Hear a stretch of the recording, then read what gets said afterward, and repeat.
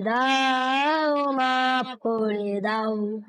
আল্লাহ, ওগো আল্লাহ, ক্ষমা করে দাও, মাফ করে দাও।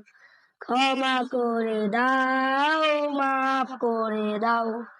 যতদিন এই জীবনী বানা বাজিবে, সুপথে চালাও, মাফ করে দাও। সুপথে চালাও, মাফ করে দাও।